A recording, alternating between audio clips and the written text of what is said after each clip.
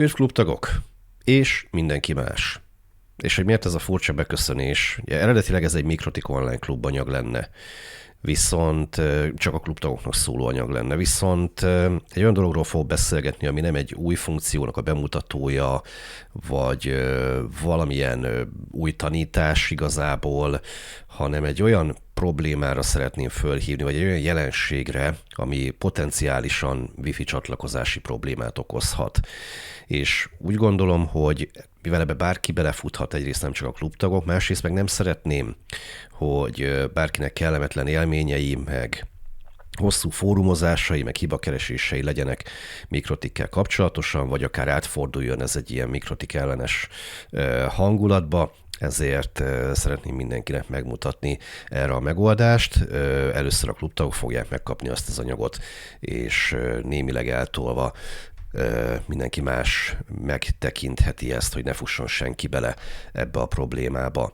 Ez a probléma arról szól, hogyha együtt áll három dolog, akkor, és van egy access pointunk, akkor erre elképzelhető, hogy iOS-es eszközök nem fognak tudni fölcsatlakozni, sőt elképzelhető, hogy más eszközöknek is csatlakozási problémái lesznek, de iOS-es eszközöknek, főleg iPhone-oknak szinte garantáltan. Ez a három dolog úgy néz ki, hogyha valaki legalább 7.22-es router OS-t használ, abban Wi-Fi interfészek vannak, nem pedig VLAN, dupla VLAN interfészek, tehát ugye Wi-Fi 6-os eszköz, Wi-Fi 7-es eszköz esetlegesen, vagy felokosított Wi-Fi 5-ös, amin le lett cserélve a wireless csomag Wi-Fi QCOM-AC-ra.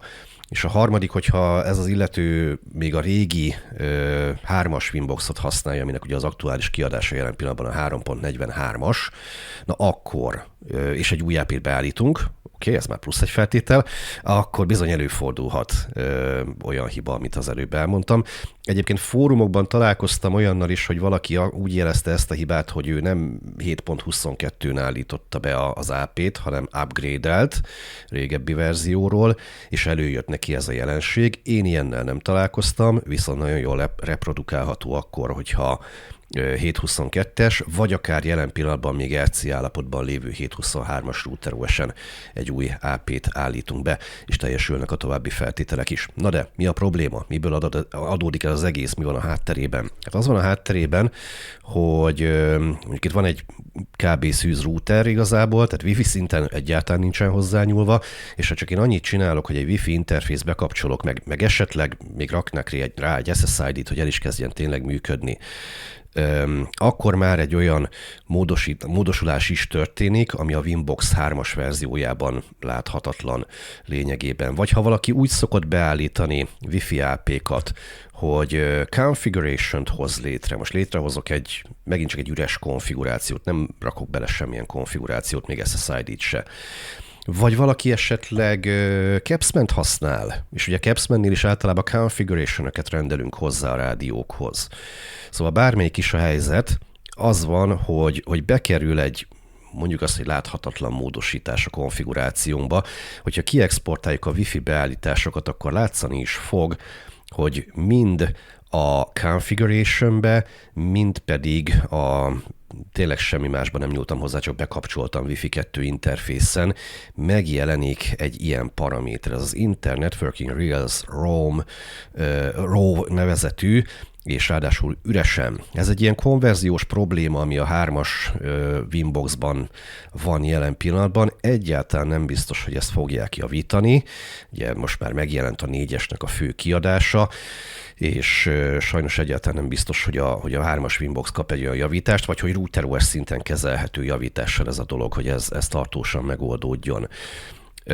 Egyébként a kézi megoldás az lehetne, hogy kiadunk itt egy olyan parancsot CL-in, hogyha valaki ragaszkodik a 3-as Winboxhoz, hogy kitöröljük mondjuk a configuration sorból ezt a lehetőséget. Tehát, hogyha azt mondom, hogy interface, Wi-Fi, configuration, set, felkiáltójel, és utána jön ez, hogy mi ez, internetworking.realm kötőjel RAW, ezzel gyakorlatilag ki tudom nullázni ezt a sort, és mindezt a Wi-Fi 2 interfészen akarom megtenni, mert azt kapcsoltam be, nem a Wi-Fi 2-n, a CFG 1-en, A configurationben vagyok, igen. Na szóval, ha ezt a parancsot így kiadom, és újra exportálok, akkor látszik, hogy a configurationben ez a hibás sor már nincsen benne. Egyébként ez az egész csak akkor okoz hibát, ezt az elején is mondhattam volna, de jobb későn, mint soha, hogyha ebbe a Wi-Fi configurationbe, vagy akár konkrétan a Wi-Fi interfészekre autentikációt is rakunk, WPA2-t, WPA3-at esetlegesen, akkor jön elő ez a hiba, hogyha nyílt Wi-Fi-t konfigurálunk, akkor ez nem okoz csatlakozási problémát. És akkor ugyanezt meg tudnám csinálni konkrétan a Wi-Fi interfészen is, hogyha nem configurationben kezelem. Nem túl kényelmes, és hát van egy olyan probléma ezzel, hogy oké, hogy én ezt most kiszedtem a configuration-ből, de hogyha a configuration-ön bármit módosítok, mondjuk most már tényleg belerakok egy SSID-t, tök mindegy, hogy mit. Szóval bármit módosítok 3-as Winbox alatt, és nyomok újra egy exportot, akkor megint belekerül ez a sor, és ez megint innentől kezdve csatlakozási problémákat okoz. Úgyhogy az igazi megoldás az lenne, hogy vagy nem módosítunk semmit, hogyha egyszer beállítottuk, de hát ezt én sem gondolom azért teljesen komolyan. Vagy hát elővehetjük a 4-es Winboxot, ugyanis annak ilyen konverziós problémája nincsen, és ha akár csak annyit megteszek, hogy a már létrehozott configuration-ömet 4-es Winboxban lemásolom, és nyomok rá egy okét, és csinálok újra egy ilyen exportálást, akkor létrejön a CFG2, és abban már nincs benne ez a bizonyos problémás paraméter.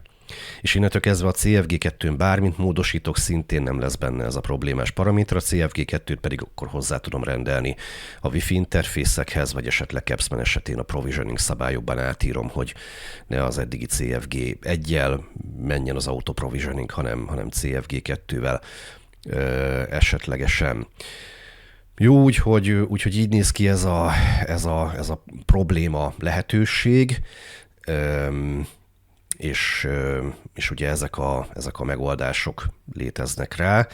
Hát szépen lassan úgy néz ki, hogy át kell szoknunk a 3-asról a 4-es Winboxra. Ez nekem is egy nem könnyű folyamat igazából, tehát azért évek megszokását, hogy hova klikkelünk pontosan, amikor valamit keresünk, azt úgy nehéz fölírni, de hát elképzelhető, hogy a későbbiekben is lesznek még ilyen problémák, hogyha valaki a 3-as Winboxhoz ragaszkodik. Úgyhogy ne fussatok bele ebbe a problémába, illetve most már tudjátok a megoldást is. Köszönöm a figyelmet, és hamarosan jövök újabb klubanyagokkal.